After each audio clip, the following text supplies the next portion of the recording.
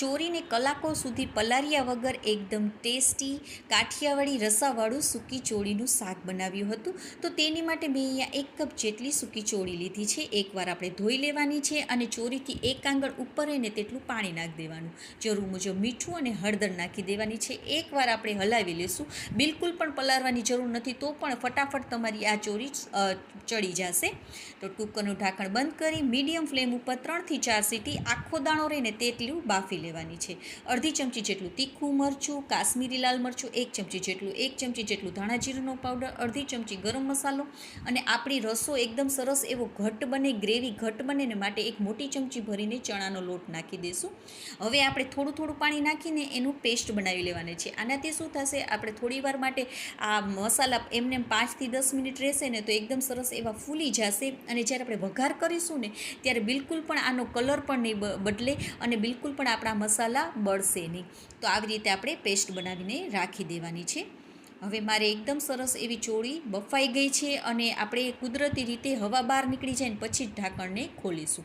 તો જો એકદમ સરસ એવું પાણી પણ થોડું જ રહ્યું છે, તો આપણે પાણીને તો આમનામ જ રહેવા દેવાનું છે આમાં.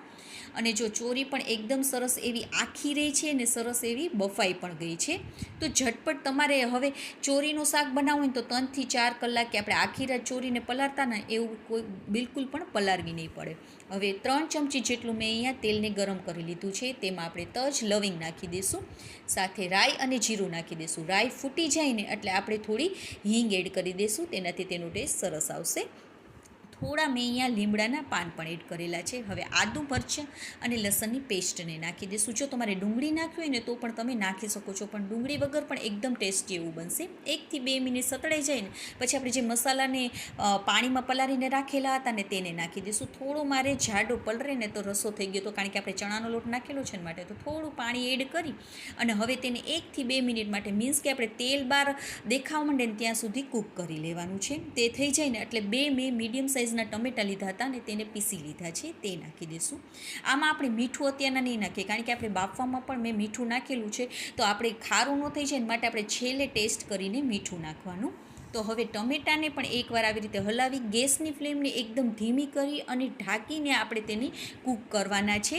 અને એકદમ સરસ એવા ગળી જાય અને એકદમ કૂક થઈ જાય ને કાચાપણું નીકળી જાય ને ત્યાં સુધી આપણે તેને કૂક કરવાના છે. વચમાં આવી રીતે હલાવતા જવાનું, કારણ કે આપણે ચણાનો લોટ નાખેલો છે ને તો આપણી ગ્રેવી નીચે બેસે નહીં, માટે વચમાં થોડી વારે આપણે તેને હલાવતા જઈશું. ફરીથી આપણે ઢાંકીને ધીમા તાપે જ તેને આપણે ચડવા દેવાના છે. તો કાચાપણું એકદમ નીકળી જાય અને તેલ તેમાં પણ બહાર દેખાવા મળશે આ સાઈડની કિનારીએથી, મીન્સ કે આપણા ટમેટા પણ એકદમ સરસ એવા કૂક થઈ ગયા છે. તો પાણી સહિત મારે પાણી થોડુંક જ રહ્યું હતું એટલે હું સાથે ચોરીની સાથે જ નાખી દઉં છું. જો તમારે વધારે હોય તો પહેલાં થોડુંક કાઢી લેવાનું. સાથે મેં અહીંયા આંબલીને સવારે પલાળી દીધી હતી ગરમ પાણીમાં, તે પણ એકદમ સરસ એવી પલળી ગઈ છે.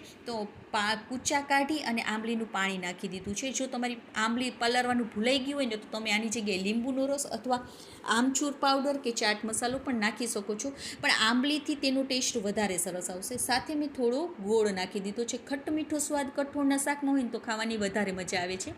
તો એકદમ સરસ એવું જો ઘટ જ છે. તો હવે આપણે તેને ગેસની ફ્લેમને ધીમી રાખી 1 થી 2 મિનિટ માટે જ હવે આને કૂક કરી લેવાનું છે. અને જો તમને રસો થોડોક પતલો કરવો હોય ને તો તમે થોડું પાણી વધારે ગરમ પાણી નાખી દેવાનું. ગરમ પાણી જ આમાં નાખવાનું, તો તેનો ટેસ્ટ બિલકુલ બદલાશે નહીં. જો તમે ઠંડુ પાણી નાખશો ને તો ટેસ્ટ થોડો બદલાઈ જશે.